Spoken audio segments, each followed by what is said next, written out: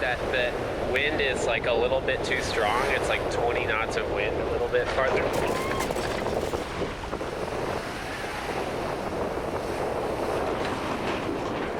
Whoa, I think we just ran around. It was January 15th, 2021. Australia was virtually COVID-free at the time, but with the borders closed, the only place I could travel was within the country.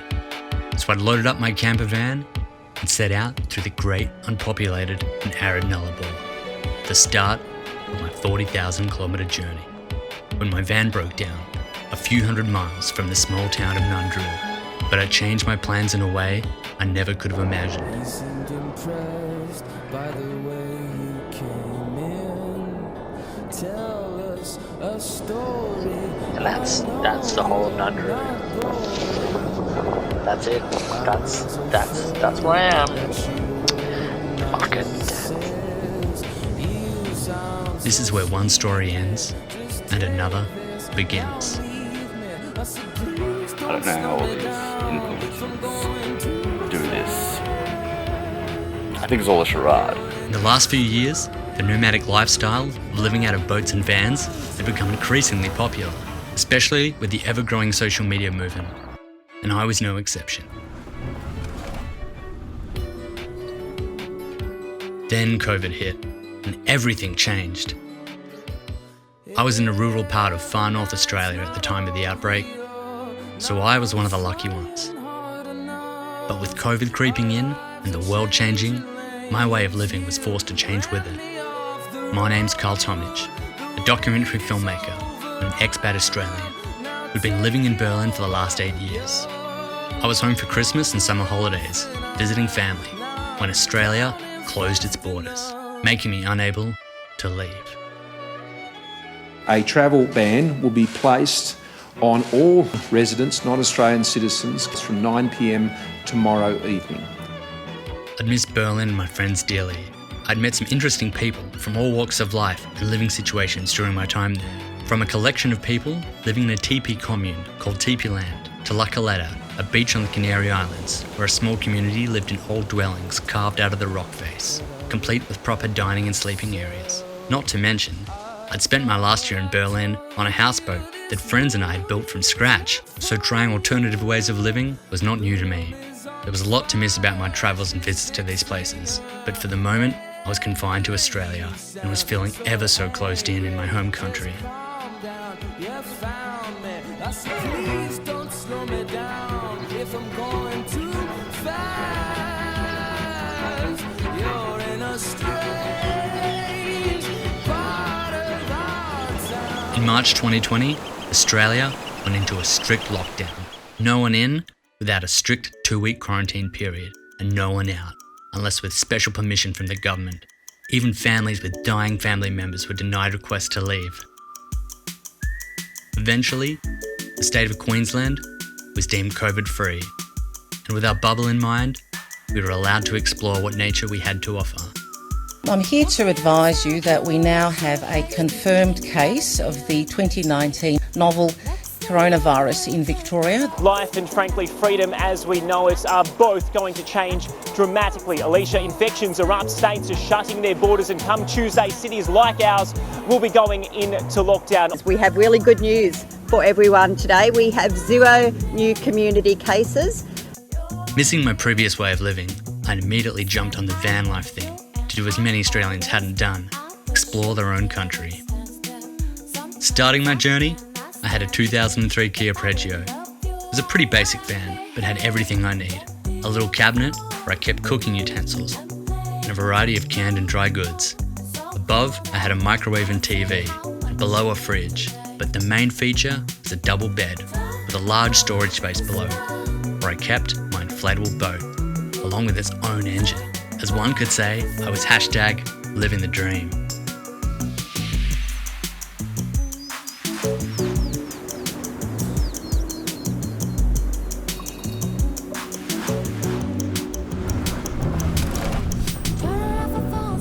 My adventure started in Cairns, where I met a couple of travellers from Alaska, Evan and Paige, although I like to call Evan the Boat King of Alaska. His beauty and his grace. He's Mr. United States.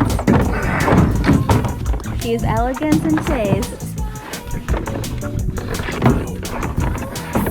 Can you give me a smile? Okay. Alright. It's super dirty here. We're gonna go to a clearer spot that we saw on the way here. And Paige was Pepe Cedar. Then of course there was Laurie. How could I forget her, my first friend that I'd made in Cairns. She was a Canadian working as a pedicab driver. Our group had gone constant adventures together, basically connected at the hip.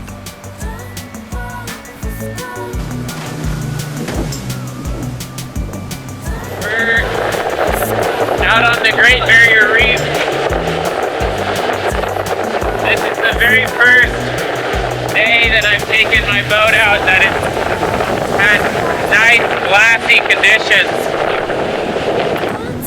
So as you can see behind us, there's only like 10 or 20 people tops on the island right now because we're traveling in the middle of Corona. But damn, it's still just as gorgeous. We're headed out on the jetty right now to go to a diving platform and do some snorkeling. I'd met them through a travel group discussing boating. Evan was in the market for a boat that he could take around Australia, and I had a spare inflatable. So I took him out for a test run to see if it was the type of boat he wanted.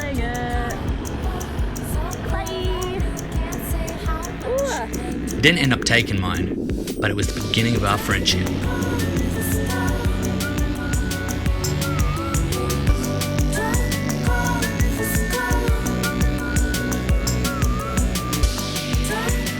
The same evening Evan and I met, we attended a couchsurfing meetup organised by an eccentric millionaire named Simon.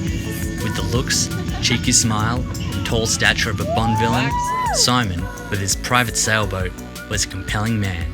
He was a traveller from the UK who had flown to Australia just as the pandemic was kicking off in Europe. He invited us to join him on a short expedition around the smaller islands of Cairns, and I was ecstatic. My small dinghy couldn't have made that trip, and getting the chance to explore beyond my current means was exhilarating. After my encounter with Simon and my obsession with the sea growing, I purchased my own sailboat. I found a 1977 30-foot wooden raceboat that had a history in the Sydney to Hobart race. A friend and I went halves in this boat in hopes of returning her to her former glory. I start weekling sailing lessons and spend the next few months going on local adventures with Paige, Evan and Laurie until it was time for our big sailing trip.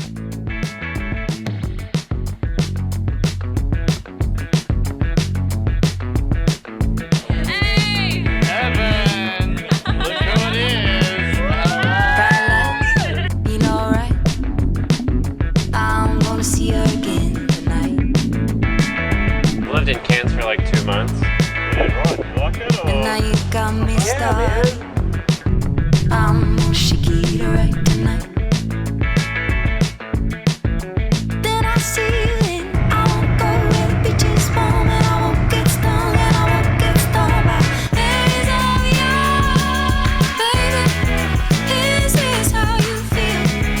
I wanna know. We were meeting Simon down south in Townsville. We would sail from there back to Cairns. We were overly packed for the short adventure, but our excitement got the better of us. As we first stepped onto the boat, I was struck by how truly privileged I was. The boat was pure elegance. Never in my life would I think I would get such an incredible experience. For a moment, it was almost like COVID didn't exist. Yeah. Maggie Island, baby. Yeah. The only real rule on this boat is you have to have a good time. There you go. All right. Good times on this boat. I fucking love this song.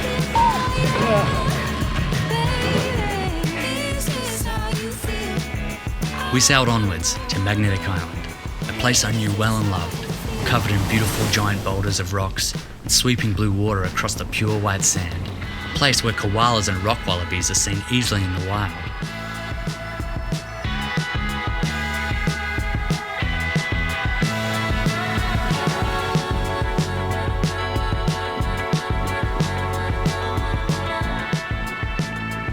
It was an exciting day of exploring and visiting the local Aboriginal community on one of the nearby islands.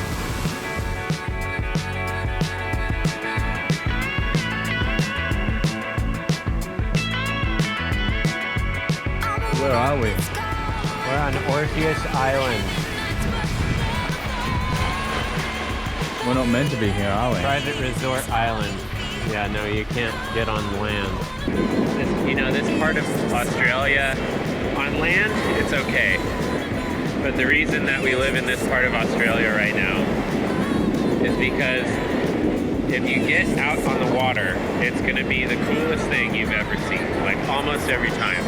We're worried that the wind is like a little bit too strong. It's like 20 knots of wind a little bit farther.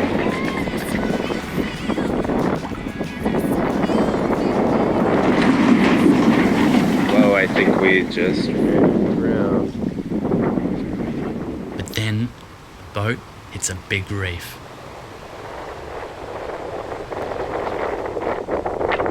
Shit, we just ran aground. Full stop.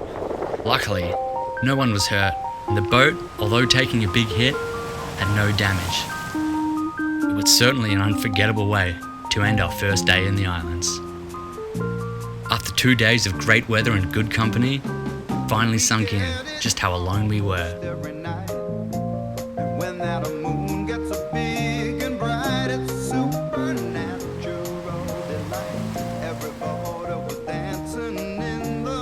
There's no feeling more relaxing than being completely cut off from the world. No service, no radio, no internet, no sound of construction, cars or people. Just the sound of the waves hitting the boat, or sometimes chirp of a bird. Still, we eventually had to move on. We made it back to Cairns in one piece, but our excitement had drained from us. We were happy to be back on land. We didn't plan to stay for long. We'd made plans to travel south, down the coast together, for a giant adventure around Australia.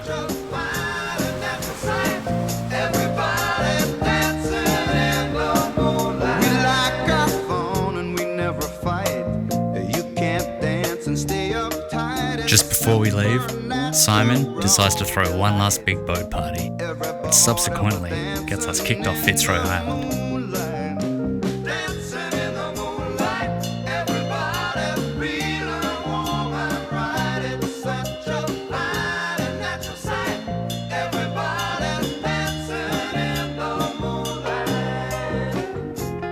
We didn't plan to stay for long. Around this time though, we'd hit a wall with renovations on the boat we had bought, and getting its inboard engine working was proving more difficult than we had originally expected.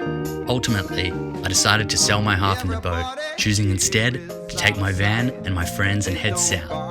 So with 2 vans and 2 little boats, the 4 of us started our adventure. We spend a good part of the month just exploring Queensland. So many islands, hikes, mountains, rivers, and waterfalls to explore. We had endless things to do.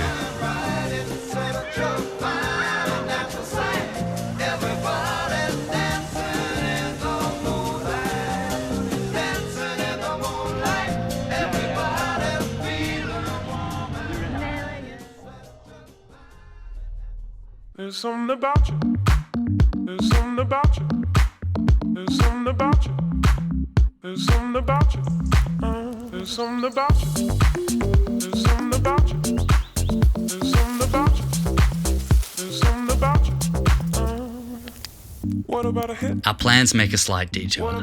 However, as Evan and Paige found some work on a nearby farm, I ended up continuing to head south and picked up some backpackers along the way to share the experience. Are you a freak? You turn and face me. Maybe this time I'll choose. What about a hit? What about a hit of your love? Start to shake with your hand. Will it ever click? Will it ever click? Are you a freak? You turn and face me. Maybe this time I'll choose. What about a hit of your love? As it got closer to Christmas time, there was a few small outbreaks of COVID in New South Wales and Victoria again. So I wanted to make it into South Australia and had to drive almost 2,000 kilometres in 2 days. With the constant states opening and closing their borders, it's like a game of cat and mouse. Still, I was determined to make it. Over the next 48 hours, Victoria and New South Wales will move toward a shutdown of all non-essential activity. Supermarkets, banks, pharmacies and petrol stations, among other essential businesses, will remain open. pick up another couch surfer along the way, who also wanted to make it into WA, and we managed it, hitting the coast and exploring all it had to offer. In contrast to our rush to get there, we spent our time trying wine in wineries, getting to know the history, heading out in the water, and even getting to play with sea lions on the Eyre Peninsula.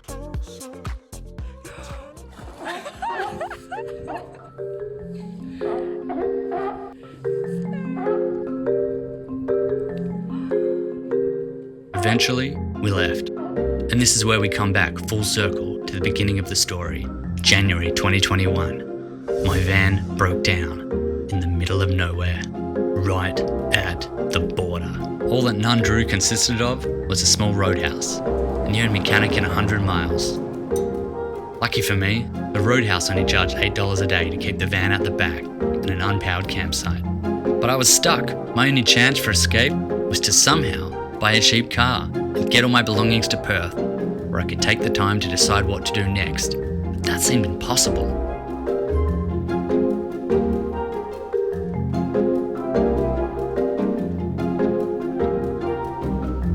Then, just as I'd figured my luck had run out, Evan and Paige came to the rescue. They had just finished their farm work and were a week behind us on the road trip. Luckily, they were passing through a larger town on their way to us, and I was able to wire Evan the money to get me the cheapest car he could find. While looking for cars, I stumbled across an ad online for a boat that was looking for crew to sail from Port Douglas to Europe, and especially had wanted a filmmaker. I did want to finish my road trip with Evan and Paige, but I knew this was a once-in-a-lifetime opportunity. It turned out the person posting the ad was someone I'd met before. It was a Dutch backpacker who I'd read about on the news. I'd accidentally bought a yacht online at auction on a non-reserve bid.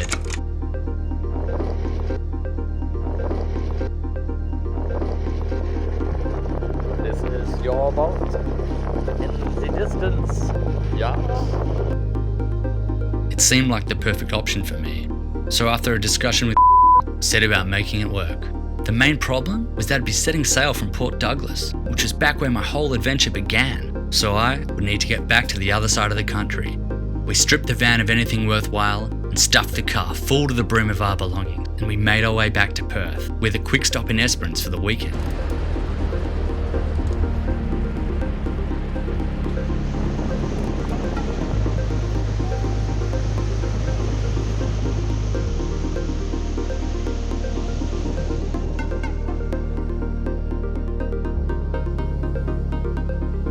We arrived on Australia Day, one of my favourite days of the year. The rivers would be lined with boats, the banks filled with people having barbecues in the thousands.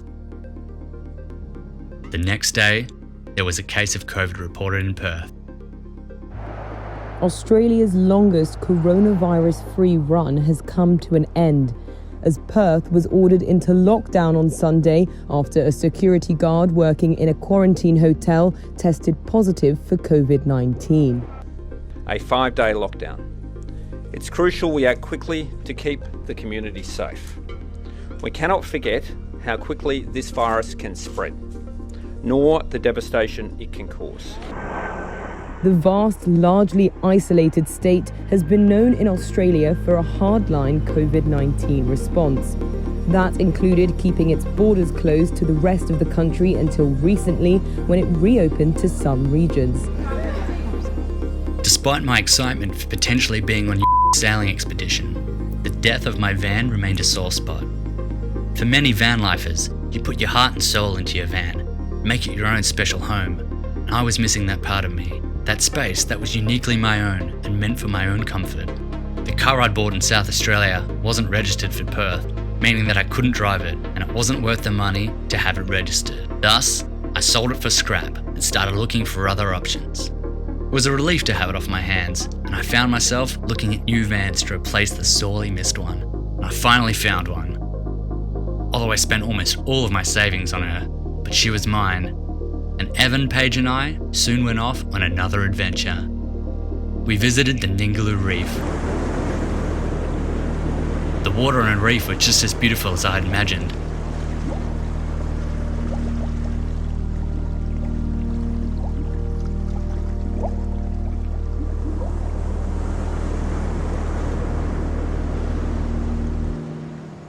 imagine like owning this thing, you know?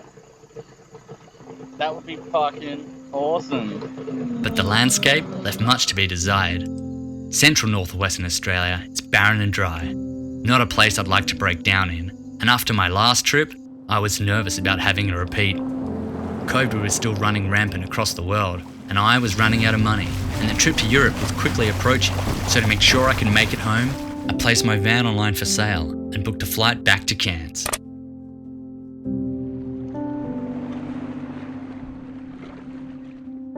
I spent my flight back reflecting on my trip thus far, on the ups and downs, the beautiful scenery and exquisite ocean, the fun and the stress, the friends I'd met along the way, and the vans I had to part with.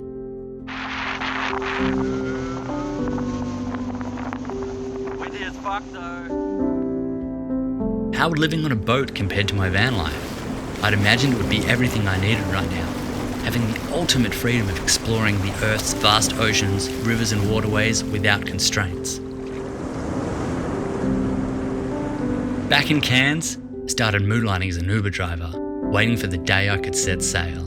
So, back on the boat, back in Port Douglas, we have 2 weeks left to go. The boat is now moored. On the pontoon. We did it with the two of us. First time with the two of us, went super smooth. That's good, because that's something like we're going to have to do a lot of. With such a big trip ahead, there was a lot to prepare for. I too would purchase my own boat and safety equipment for the journey. I even got myself an e-scooter to zip around with when on land.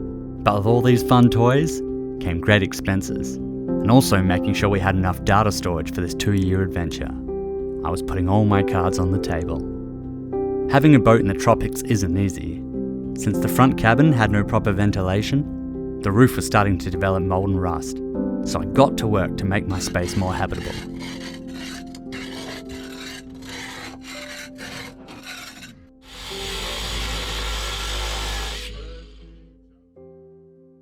I would meet up with every week and talk about arrangements for the trip. There was a never-ending list of things to do, with date shifting and constant repairs on the old boat. We had a beautiful rigging company called Everything Marine. And there are a bunch of cowboys. Back then I didn't really have much sailing experience, so I trusted them on their expertise. And that's what they did. They created a gap there so we can put the sails in. The gap is there down there as well. So what happens when we raise the sail, they all pop out, which is dumb as fuck. Then, what was supposed to be a 4-person trip, sadly, ended up just being 3. Having originally been his Dutch friend and his past girlfriend, but for whatever their reasons, it didn't work out. But I didn't want to let 7 months of preparation go to waste, and any chance to go overseas, I was excited. We go to Southeast Asia, but apparently Australians cannot leave the country. They're locked up in their own country. Prisoners. And we're not even letting Australians in India back home. And some of the people that are dying, you know, and we've just abandoned them. Our country Australia has abandoned its own reputation as one of the greatest countries in the world. Did he? Don't be sorry. Be better. Yes, it did. Okay. Melbourne is the most livable city in the world. Thank you very much. With one of the other crew dropping out at the last minute, and his new girlfriend were to be the only other 2 on board, and he had only just met her less than 4 months before we left. And I had to get permits for the trip, lasting 3 months, and so with time ticking, the stress was building. Eventually, we left the day after my birthday, the 10th of July. It was meant to be a big family occasion this year, with my mum's 70th on the 5th, but border restrictions stopped that from happening. Only my brother from Melbourne could make it to say goodbye. This week marks a dark milestone. It's been 18 months since Australia slammed shut its border to the rest of the world. Tonight, 38,000 Australians are waiting to come home from overseas. Departing was bittersweet. That morning, Evan got news his brother and only sibling had passed away in a motorcycle accident in Mexico. Watch out. They're fun. It's right here. Right. I felt mixed emotions about leaving. I was about to start this journey, and he'd just gotten the worst news of his life. He'd made quick arrangements to fly back to the USA to be with his family. Oh, you guys look so free in the country. I'd never met his brother, but Evan had told me many stories about him.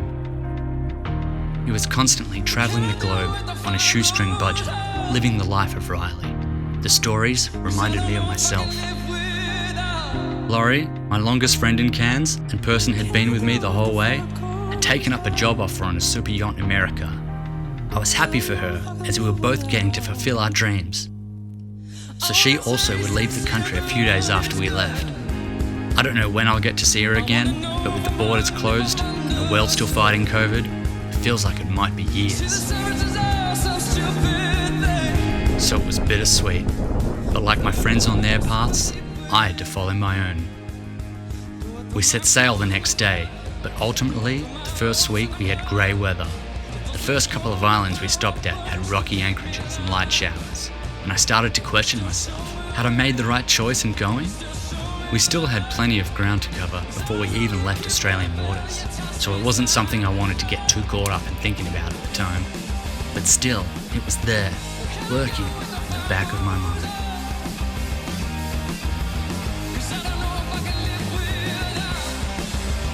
The only reprieve came from a small hidden paradise called Blizzard Island that kept my spirits up and focus forward. I just kept reminding myself how amazing Asia and Europe would be. The small collection of islands had crystal clear waters and reefs teeming with sea life. First week is always the easiest. You're excited about the journey. You have a freshly stocked supply of alcohol and sweets, the water and engine tanks are full, and every day is a new anchorage. But I waited, and I waited for that moment. This is where I'm supposed to be. Waited for it to hit me. Maybe not like in the movies, but still something I could hold on to. But it didn't. We were headed for the great unknown. Out into the most isolated place on Earth. What I thought would be freedom turned into isolation. All I could think about was my friends that had been left behind in other countries. But most of all, I miss my family and my new friends that I'd just left to come on this trip.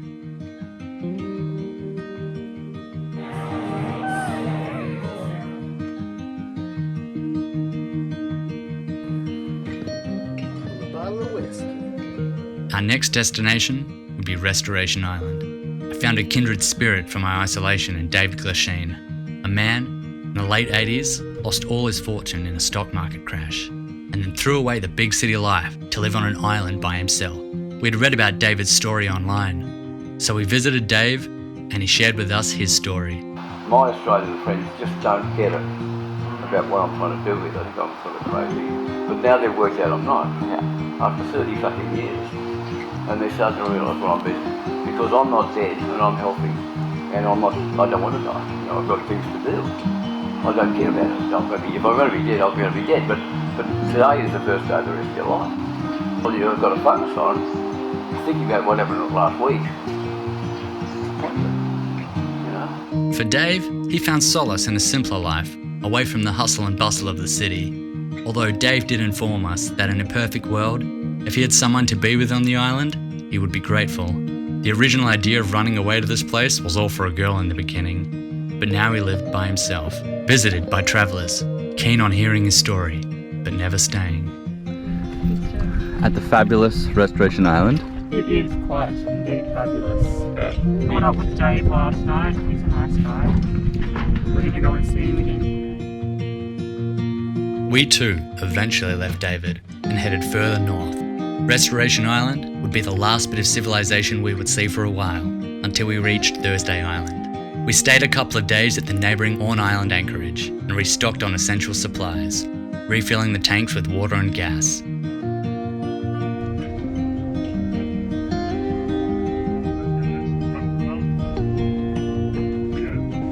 During our stay on the island, some of the local youth decided to take one of our tenders for a joyride. Call the speakers up to searching for our fucking tender. Because somebody stole it. Luckily, I still had my tender and was able to save them and then go find the abandoned tender on a neighbouring island. From Thursday Island, we headed over the top at the Gulf of Carpentaria. This area can be dangerous, with different tidal changes, giant swells with roaring winds, making it a 4-day sail with no stops. The days were long and the nights even longer. We took turns on night shifts, rotating every 5 to 6 hours.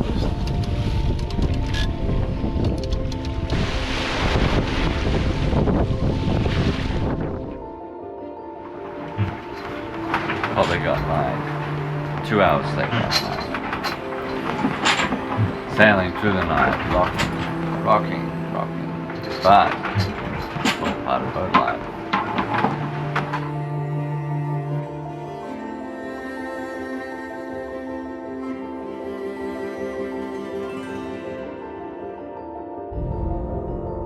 By the time we got to Gove, a small mining town, we were all exhausted.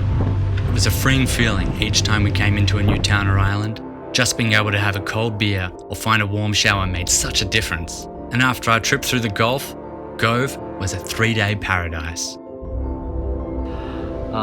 We're enjoying a nice cool beverage at the Gove Boat Club, I think it's called. But at the end of those 3 days, we packed ourselves back onto the boat and continued our path to Darwin.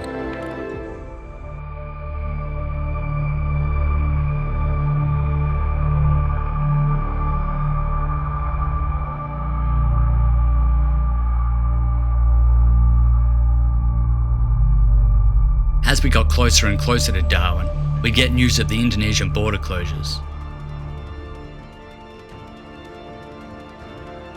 On the 75th anniversary of the Proclamation of Independence, Indonesians are celebrating in their own ways. Large gatherings are banned as the city grapples with an increase in COVID-19 infections, more than 6,000 deaths and 140,000 cases confirmed so far. With no hope of better news, we stuck on our course to Darwin, with no idea of what we're going to find there. We made it into the Coburg Peninsula, stopping at a small community centre to catch up on the news.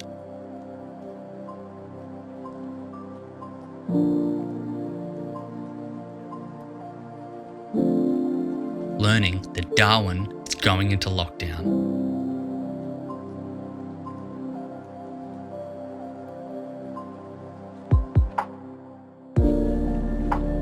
Chaos on the streets and in supermarkets as a peak tourist season is brought to a standstill for a second time. A snap 72-hour lockdown for Greater Darwin and surrounds and Catherine began at midday after a positive COVID case was in the community for 3 days. There is a very real risk that this virus has been transmitted to others. There is a very real risk that those people have travelled elsewhere in the community, and there is a very real risk that this includes contact with our vulnerable populations. The next day, he took me aside and explained the adventure would be ending in Darwin and there was still a ton of preparation to be done, and he didn't feel he was ready to make this large crossing to our original destination.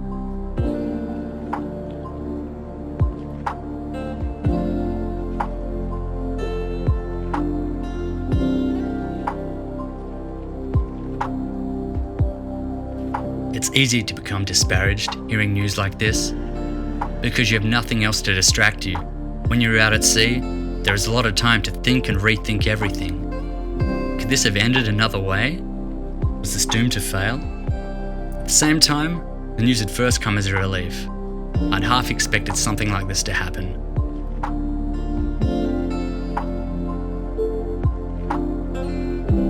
But another part of me was more anxious about what I would tell everybody. I'd told everyone I was going to sail around the world and make a movie, and I don't like being a person who doesn't live up to their word. But this was out of my control. Because it's easy to just like do one night, and if you don't sleep that well, yeah, you know, it doesn't really matter. You'll catch up later, but right now you really need to like work in teams. We left 5 o'clock this morning,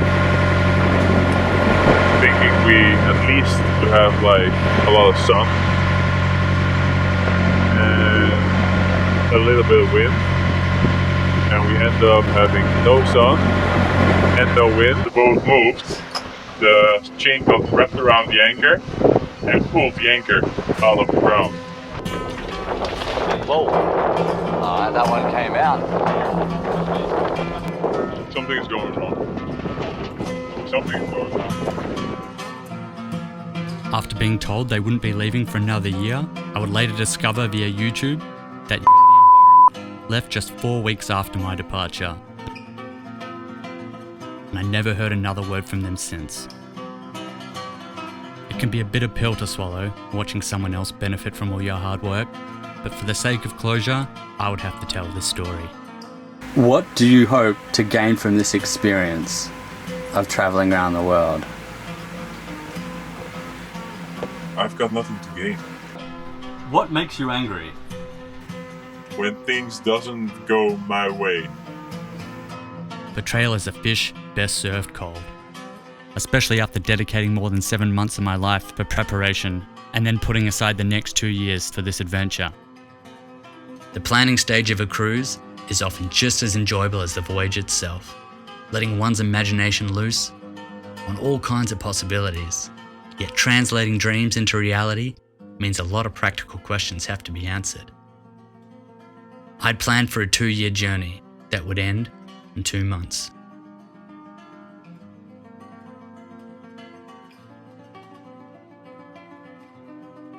As we arrived in Darwin, the lockdown was ending, but Darwin was still considered a hotspot, so I had to make a choice. Where do I go now? My friends that I had spent the last year travelling around Australia with were now gone, and Berlin was the city I called home. So what was next? I had too much stuff to get on a plane, so flying was out of the question. I went online and found a relocation van, but the only options were Melbourne or Adelaide. My brother lived in Melbourne and had a spare room, and I used to live there prior to my move to Berlin. It seemed like an obvious choice, even though Melbourne was still in the midst of an outbreak. So I packed up all my things once again and drove twice the distance I'd just sailed, but in 6 days. As I drove through the centre of Australia, still passing many 4-wheel drives and other vans, I reflected on my adventures over the last year. So we're at Milla Milla Falls, and it's the waterfall from this Herbal Essences shampoo ad. So like all these people come and they take photos of themselves flicking their hair in the water. Let's talk to our fans. Hi fans, we love you. We're taking this little boat all the way to Fitzroy Island. Whoa! Don't know if you can see them on the beach. Those little slug-looking things are sea lions. Taking a sunbaking break.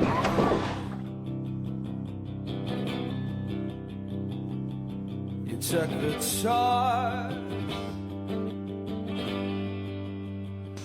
Sometimes there's something really beautiful about nothingness.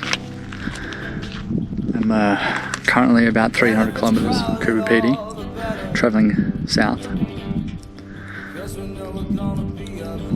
I'm here at a rest site and it's just nothing. Just a fly. I knew that I'd been one of the lucky ones in Australia during COVID. I'd spent my time exploring accessible islands, camping under the stars, making memories and moments with new friends. I'd been disappointed at ending my sailing journey there, but there was no way I could ever regret how everything had turned out. See how red you are, or? Yeah, look at our skin and your skin. way redder than you guys. So people talk about van life, like every morning you wake up looking perfect on this amazing beach. But the reality is you're surrounded by like other campers, all I don't know, cooking their morning breakfast on their little stoves, slightly hungover, and all showering in the same block.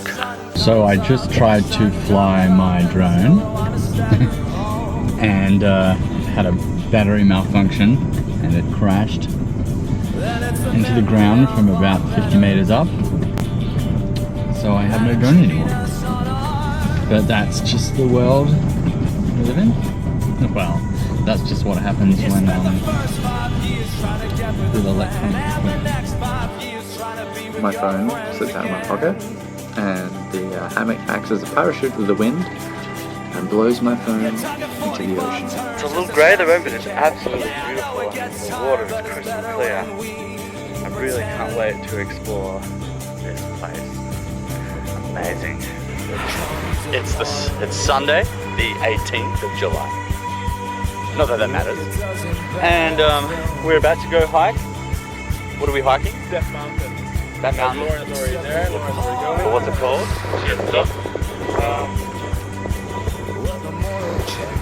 called? Cook's Lookout? Oh, yeah, it's true.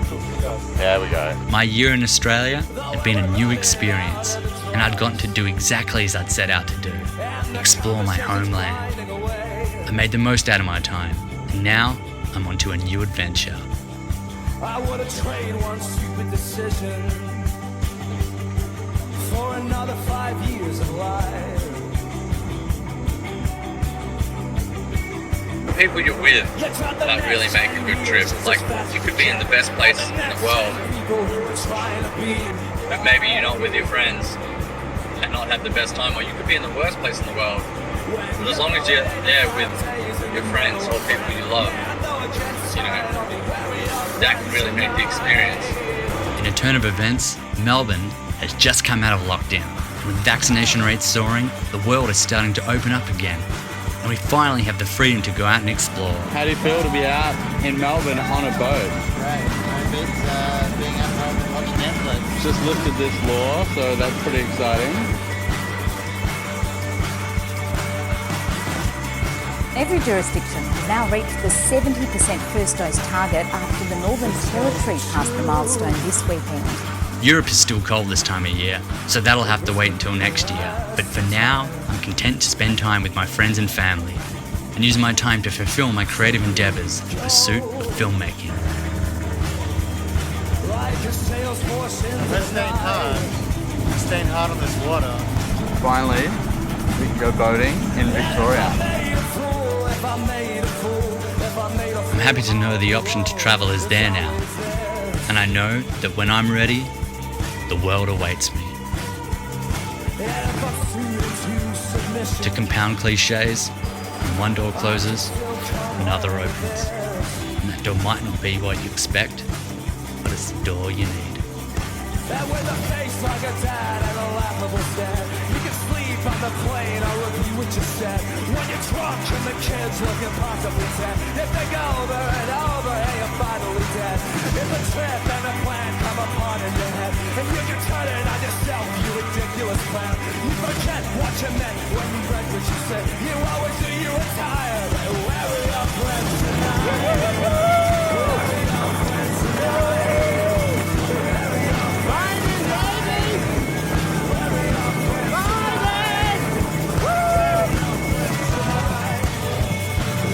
Franklin Islands, baby! Oh yeah, this little boat is a weapon!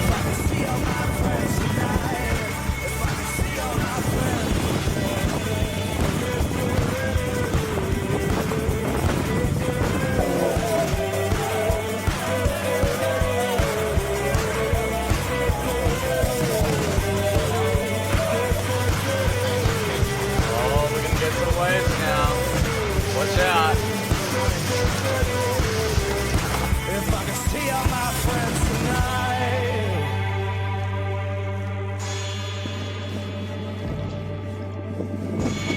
Hello. I see your friends.